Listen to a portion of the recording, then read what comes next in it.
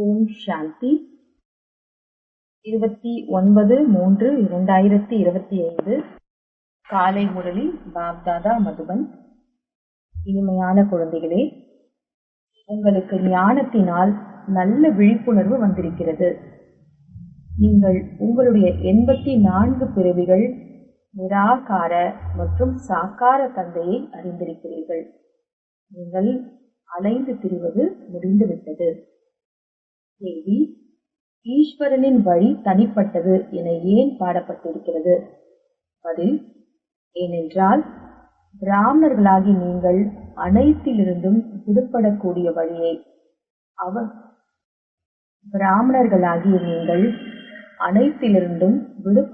வழியை அவர் கொடுத்திருக்கின்றார். உங்கள் அனைவருடைய வழி ஒரே வழியாகிவிட்டது. இரண்டாவது, ஈஸ்வர் தான் அனைவருக்கும் சத்கதி அளிக்கின்றார். பூஜாரியிலிருந்து பூஜைக்குரியவர்களாக ஆக்குகின்றார். ஆகவே அவருடைய வழி தனிப்பட்டதாகும். குழந்தைகளாகிய உங்களை தவிர வேறு யாரும் புரிந்து கொள்ள முடியாது. ஓம் சாந்தி. குழந்தைகளுக்கு ஒருவேளை உடல்நிலை சரியில்லை என்றால் இங்கேயே தூங்குங்கள் என்று பாபா கூறுவார் என குழந்தைகளுக்கு தெரியும். இதில் எந்த தடையும் இல்லை. ஏனென்றால் செல்லமான குழந்தைகள், அதாவது 5000 வருடங்களுக்கு பிறகு மீண்டும் வந்து சந்திக்கின்றனர். யாரை சந்திக்கின்றனர்? எல்லையற்ற தந்தையை. நாம் எல்லையற்ற தந்தையை சந்திக்கின்றோம் என்ற நிச்சயம் இருக்கிறது. ஏனென்றால் ஒருவர் எல்லைக்கு உட்பட்ட தந்தை, இன்னொருவர் எல்லைக்கு அப்பாற்பட்ட தந்தை என குழந்தைகளாகிய உங்களுக்கு தெரியும். துக்கத்தில் அனைவரும் எல்லையற்ற தந்தையை நினைக்கிறார்கள். சத்யுகத்தில் ஒரே ஒரு லௌகிக்க தந்தையை நினைக்கிறார்கள். ஏனென்றால் அது சுகதாமமாகும். இந்த உலகத்தில் பிறப்பு கொடுத்தவருக்கு லௌகிக்க தந்தை என கூறப்படுகிறது. பரலோகிக்க தந்தை வந்து ஒரு முறைதான் உங்களை தன்னுடையவராக மாற்றுகின்றார். நீங்கள் பாபாவுடன் அமர உலகத்தில் இருக்கிறீர்கள்.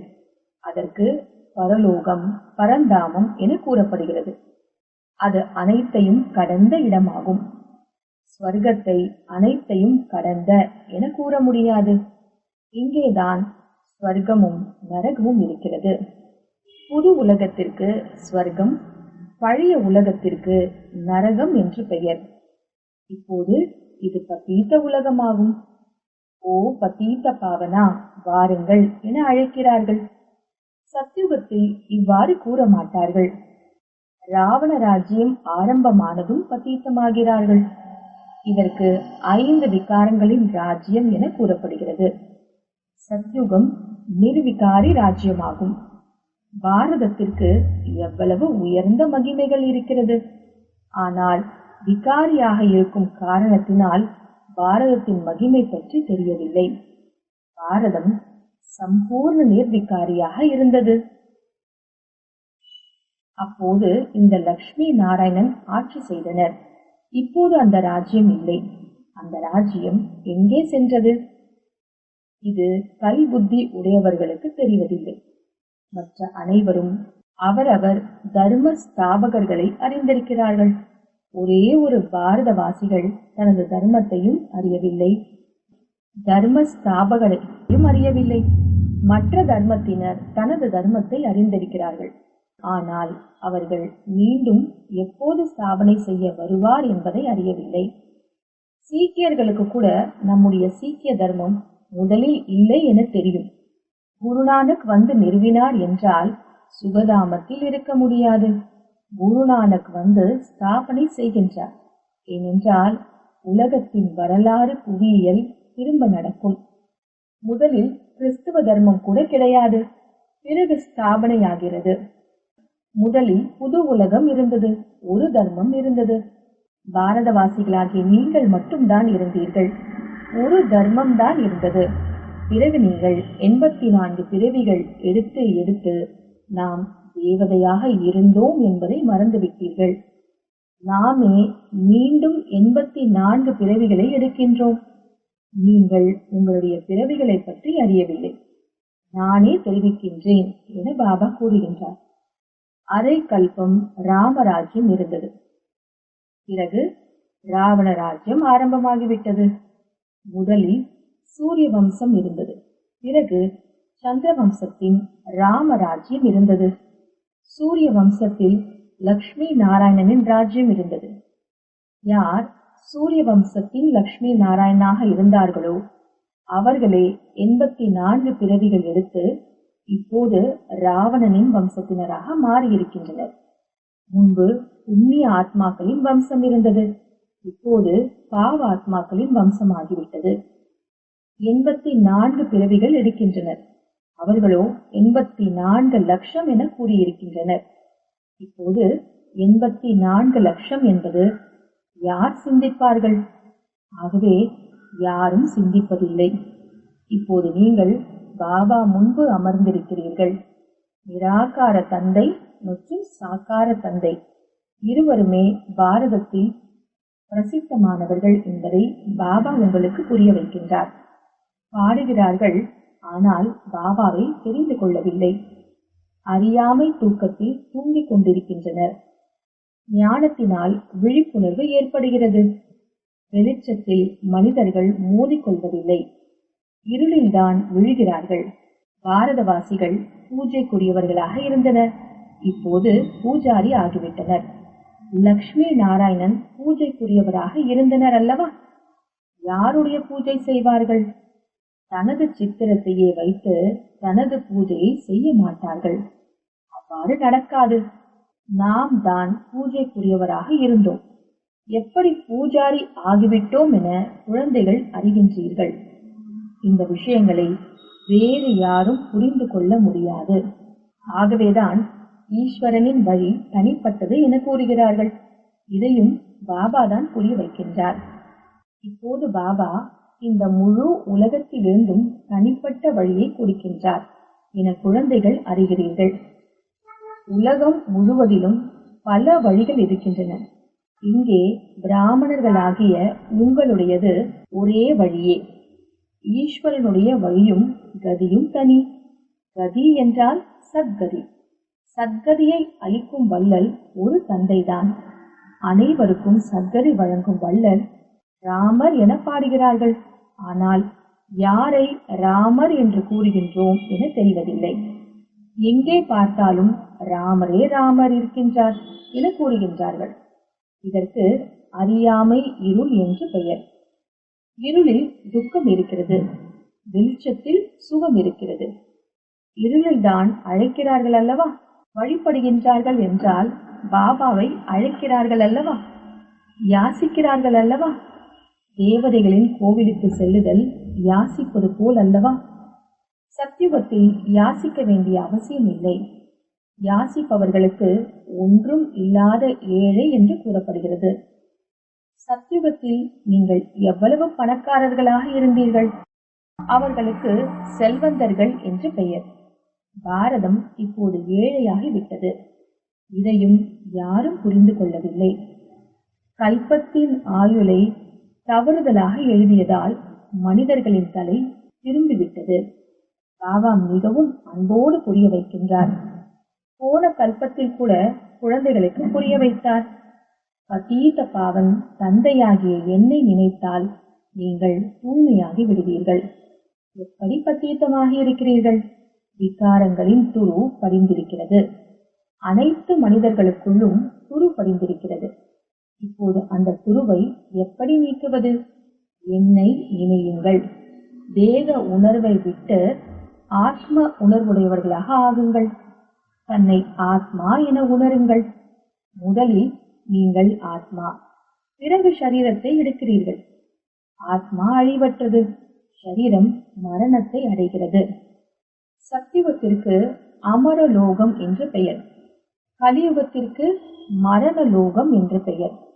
முதலில் அமரலோகம் இருந்தது.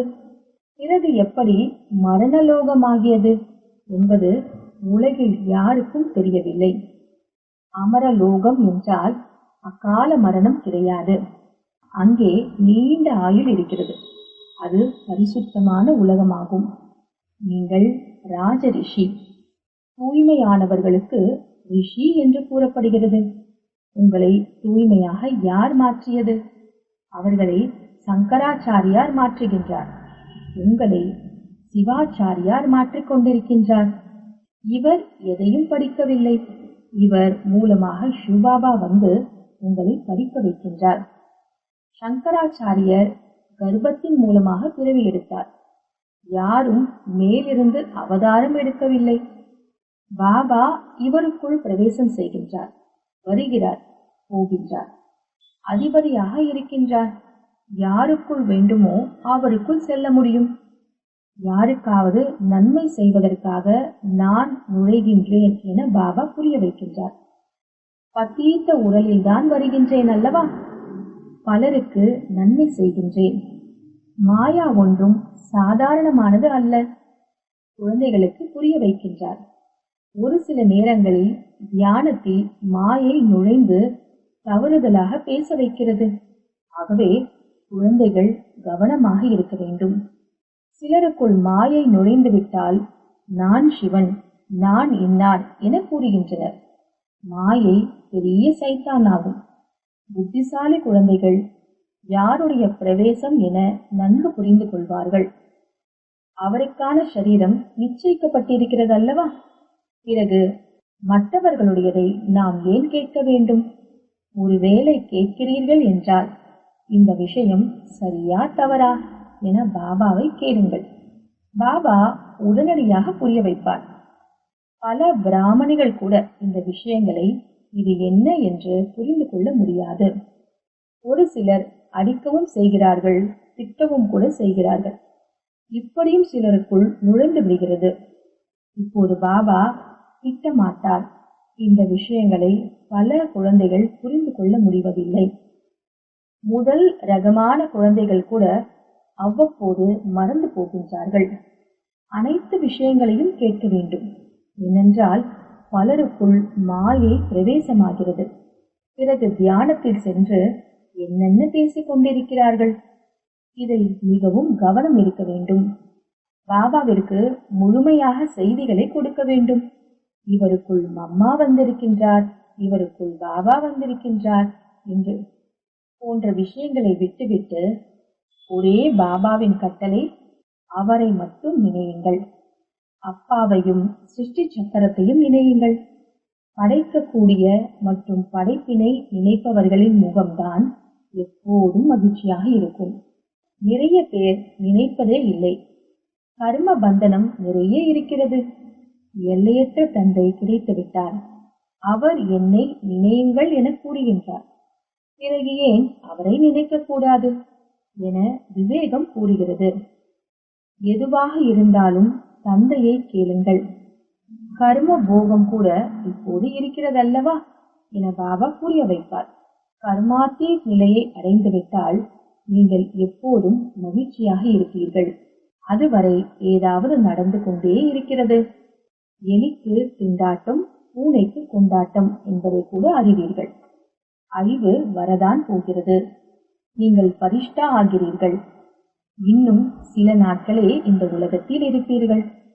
பிறகு குழந்தைகளாகிய உங்களுக்கு இந்த ஸ்தூல உலகம் பிடிக்காது. சூக்ஷ்ம வதனம் மற்றும் மூலவதனம் தான் பிடிக்கும். சூக்ஷ்ம வதனவாசிகளுக்கு பரிஷ்டா என்று பெயர்.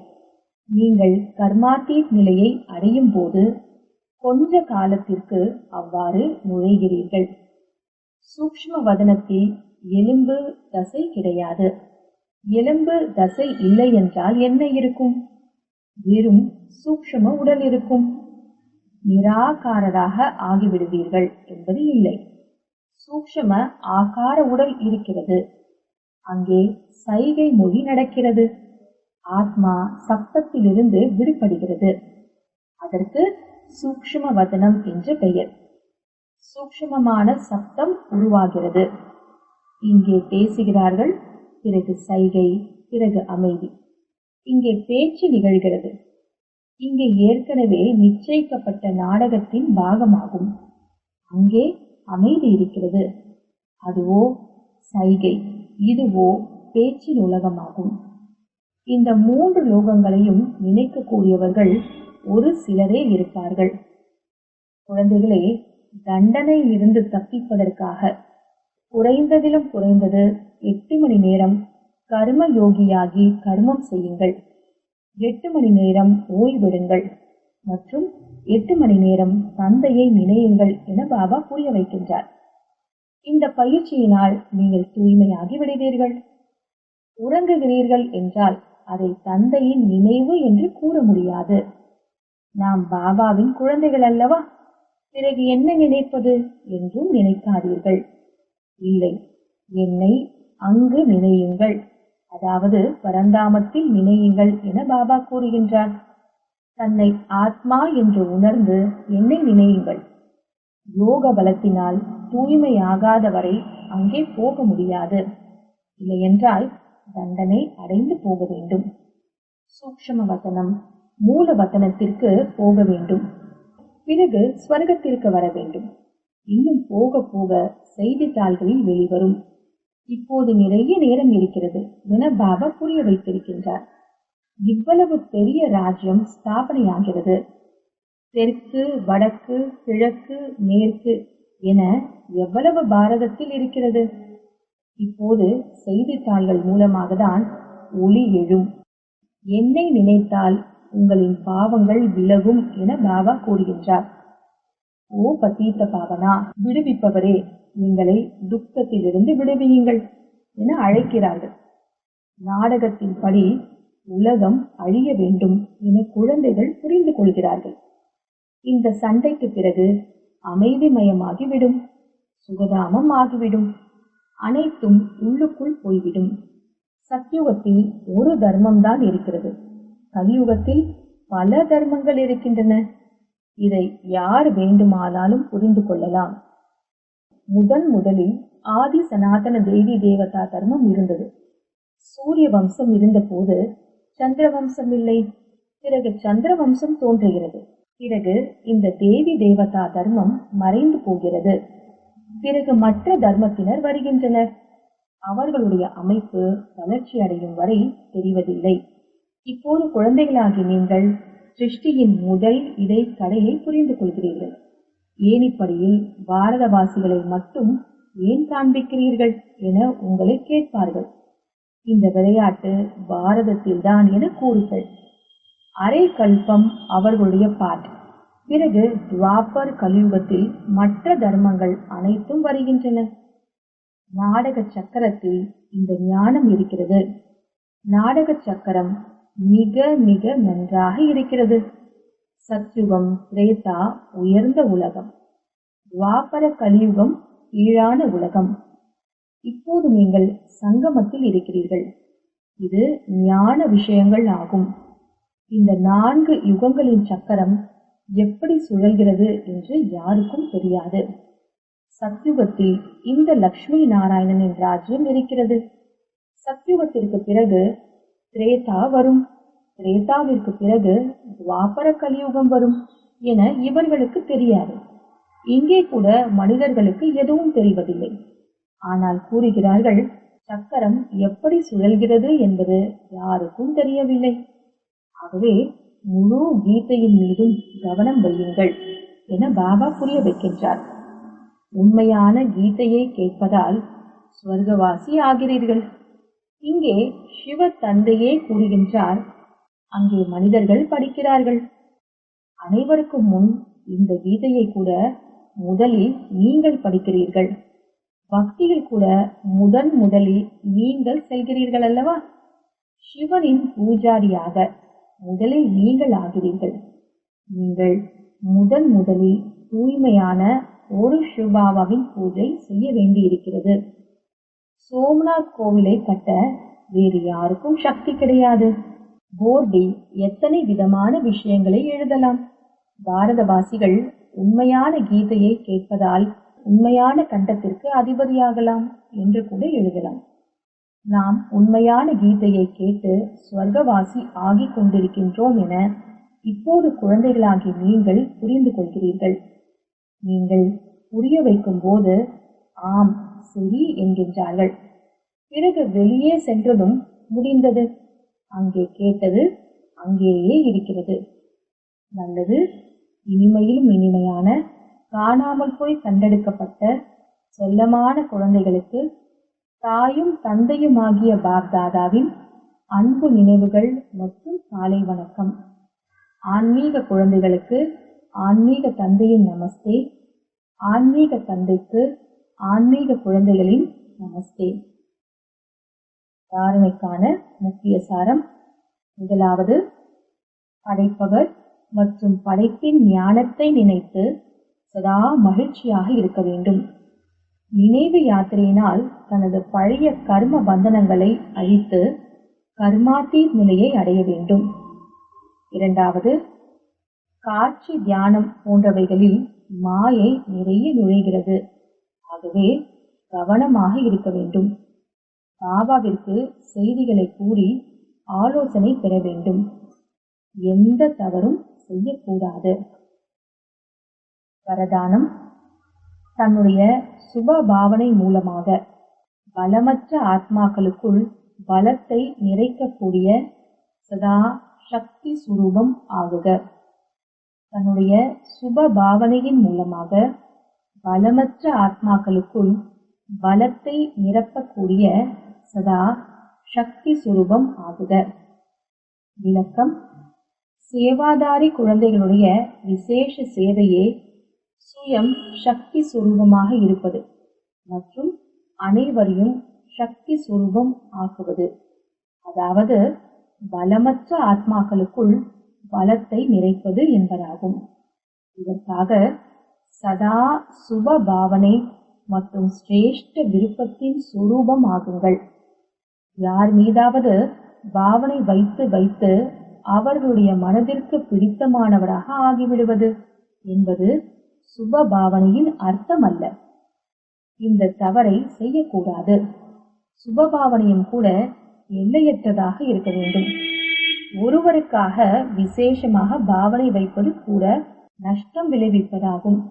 அதனால் எல்லையற்ற நிலையில் நிலைத்திருந்து பலமற்ற ஆத்மாக்களை தனக்கு கிடைத்துள்ள சக்திகளின் ஆதாரத்தினால் சக்தி சுரூபம் ஆக்குங்கள். ஸ்லோகன். அலங்காரம் பிராமண வாழ்க்கையின் ஸ்ருங்காரமாகும். ஆகையினால் அலங்காரி ஆகுங்கள், தேக அகங்காரியாக அல்ல. அலங்காரம் பிராமண வாழ்க்கையின் ஸ்ருங்காரமாகும். ஆகையினால் அலங்காரி ஆகுங்கள், தேக அகங்காரியாக அல்ல. அவ்யக்த இஷாரா. சத்தியம் மற்றும் பண்பு நிறைந்த கலாச்சாரத்தை தனதாக்குங்கள். தேவையில்லாமல் கோபம் வருவதில்லை. ஆனால் யாராவது பொய் பேசுகின்றார்கள் என்றால் கோபம் வந்துவிடுகிறது என்று சில குழந்தைகள் கூறுகின்றார்கள். அவர் பொய் பேசினார், தாங்கள் கோபத்துடன் பேசினீர்கள் என்றால் இருவரில் சரியானவர் யார்? நாங்கள் கோபப்படவில்லை, எங்களுடைய சத்தம்தான் பெரியதாக உள்ளது, சத்தம்தான் அவ்வாறு வேகமாக இருக்கிறது என்று சில குழந்தைகள் சாதுரியமாக கூறுகின்றார்கள். ஆனால் அறிவியல் சாதனங்களினால் சத்தத்தை குறைக்கவும் மற்றும் அதிகப்படுத்தவும் முடிகிறது என்றால் அமைதி சக்தியினால் தன்னுடைய சத்தத்தின் வேகத்தை குறைக்கவோ அல்லது அதிகப்படுத்தவோ முடியாதா என்ன? ஓம் சாந்தி.